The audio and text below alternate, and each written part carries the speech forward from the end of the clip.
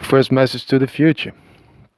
Listen, English is not my native language, so I may sound a bit weird, you know, but I'm still gonna give it a shot. All right, so listen. First message is not gonna be very positive. Um, it's a warning. It's a warning about the inbreds. I don't think you know the word inbred, because you're the future, right? You're supposed to be you're supposed to have dealt with this problem by now. But with us, we know of the inbreds. Yeah, they sell themselves as the magical society in Harry Potter movies and whatever. You know what I mean? You probably know the Harry Potter movies, and it's to you, it's a distant thingy. To us, it's still a it's basically some sort of Secret Service propaganda thing. I'm not sure why though. Like, why would you allow? Anyway, um, yeah, it's a bit of a warning about the inbreds, about the secret magical society. Yeah, well, the thing is though, like, let me just tell you about the inbreds real quick before I go to the warning. Inbreds, they've got this, what I assume, this is mirrored programming. Yeah, it's just basic code. It's basically spontaneously uh, um, well, how do you say that? Created code, spontaneously created code. Yeah, evolution. Evolution is always looking for a stronger immune system, right? And therefore, well, inbreds, well, actually, it's genetic diversity, right? That makes your immune system strong. And, well, inbreds are not very genetic diverse, are they? Yeah, so I think evolution just brute forced sort of a solution for this problem and programmed them in a mirrored way. So they are attracted to everything that's not allowed. So the herd or pack or whatever they live in would well, chase them away or ban them or kill them or whatever. As long as they're no longer a thing, right? Yeah. Now some inbreds, they've got this thing where they like to create division. They like to create fights between other people, other entities, and split the gene pool up that way. Yeah, this is basically Secret Service people. That's all they do. I've been on them. They've been on me like shitting a pig for I don't know how long now, like 3 or 4 years. And they've been division, creating fights, creating arguments between people. This is what they do. Yeah, it's just sad. But anyway, they've got they're mirrored programs, so they've got this obsession with everything that's not allowed. I think a lot of them eat fecal matter. Yeah, I think a lot of them, because this is one of the first things that as a child you learn not to do, right? You learn not to touch your own fecal matter and just flush it, right? No touching, just flushing. Right?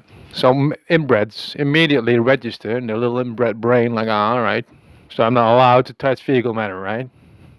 You don't appreciate that.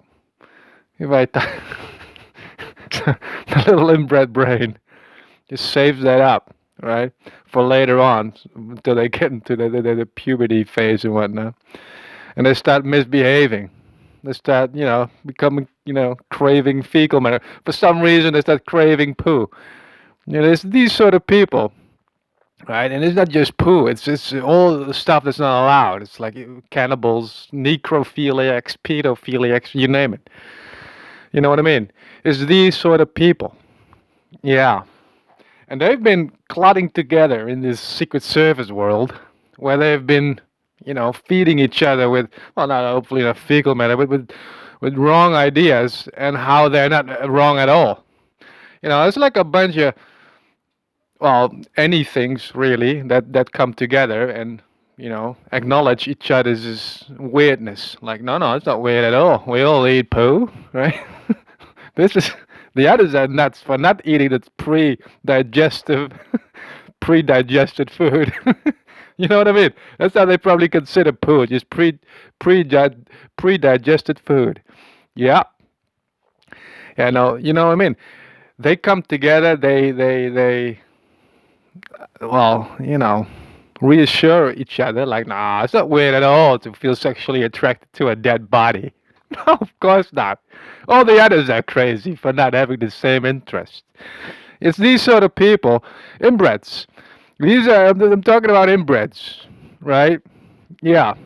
Now, this is a small warning to the future. Yeah, I think I'm on the trail of some conspiracy about how these inbreds feel the inevitable ending of their inbred empire, and they're like, "Oh, we're gonna lose," because inbreds are born to lose. Right? Everything they do, it seems, is somehow some subconscious self sabotage thing is built in. So they know they're gonna lose, and so they they prepare themselves for this. Lose. They prepare themselves for this. Yeah, and I think I got a few of these. I'm not sure. Like, this is one of my. It's reasonably fresh, this theory, but I think they make themselves look good on paper. So, because I'm trying to figure out, to think from your perspective, from the future, like, how is a bunch of future people? How is this gonna? How are you gonna see who was and who was and who wasn't a good person, for example? And obviously, you can recreate people by then. I think this is what they are trying to play at. That you are gonna clone people and somehow get their souls to snap back into their bodies or something. You know what I mean? Yeah, some sort of immortality thingy, some glitch that you managed to figure out, and that you're gonna look in the past for people that you might want to resurrect, right? For some, you might want to do this at some point for whatever reason, for some new civilization, some new planet you found yourselves, or whatever, right? So you're gonna look for people in the present, in your present, and but also in the past. Like, what other people can we resurrect? Let us just see and use some shitty algorithm to decide what people are and are not worthy of being resurrected. Now, there's a bunch of, I'm not sure what the English word is, but they pretend to be very nice. It's like fake holy. It's like a well, anyway, it's like they pretend to be good people, but they're not. You know, they're not. There's a whole bunch of them. I'm not gonna name them because I'm gonna be in trouble if I do, probably. But and that is not just them. There's others as well. But there's a specific people. I think there's extraterrestrial or whatever. I don't know. I don't think they're from here, but they're fucking weird, man. They're weird. They're not just inbreds. Most of them, well, not most of them, but a lot of them are inbreds. They're not just inbreds. No, they're a bit autistic as well. Autistic, I don't know if that's still a thing in your time. Autistic, yeah, it's difficult to explain. It's basically you're a computer, but with a heartbeat and everything. If you've got weird urges, and you feel like you have the right to fulfill those urges, to satisfy them. Usually, it's not a very big problem. Big problem. No, it's autistic people that just got this weird little, odd little quirky things, and you're like, all right, yeah, we can do that. We can just move that thing a little bit that way so it's aligned with the other thing. Sure, some remote control that's crooked.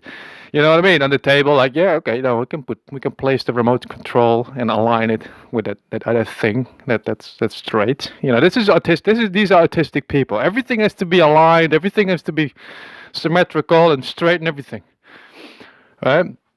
So it's not a big problem. All right, we just relocate the remote, yeah, and then it's fine. Yeah, but then if you mix autism with inbreds, and you get the cannibals, the whatevers, now you got yourself an autistic piece, inbred that's fully convinced that it has the right to eat human meat, right? Yeah, or have sex with dead bodies or whatever. Autistic people, they wanna have sex with dead bodies. All right? Yeah, this is your problem. Now autism becomes a real issue. You know what I mean? Now it's these people that feel like there's nothing wrong with them. Actually, all the others are nuts for not wanting the same thing. Our Secret Service, I found out myself, more or less, has been pretty much taken over by these autistic inbreds. Yeah, I've been on to them for a while now. I've been profiling them a little bit. Just going by on the level they've been messing with me for years now. And when you get this beef with somebody, you learn to know them a little bit, right? You learn their level. You learn about you know what I mean. And these are autistic inbreds. Yeah, I'm pretty sure that pretty much all of them are autistic inbreds, and they want to turn this country, this kingdom, into some place where sex with children is allowed and everything. Yeah, they've got this whole religion made up and everything. Yeah, where you can have a marriage with a child. There's a religion that says, yeah, you can, that there's a fully grown man can marry a child. Yeah, if you give them some money to the family, and then that same religion gives you the right to have sex with that child. You know what I mean? Yeah, some inbred paradise. That's what they want to turn this. But they know they're gonna fail at it because they're inbreds, and inbreds always fail at everything.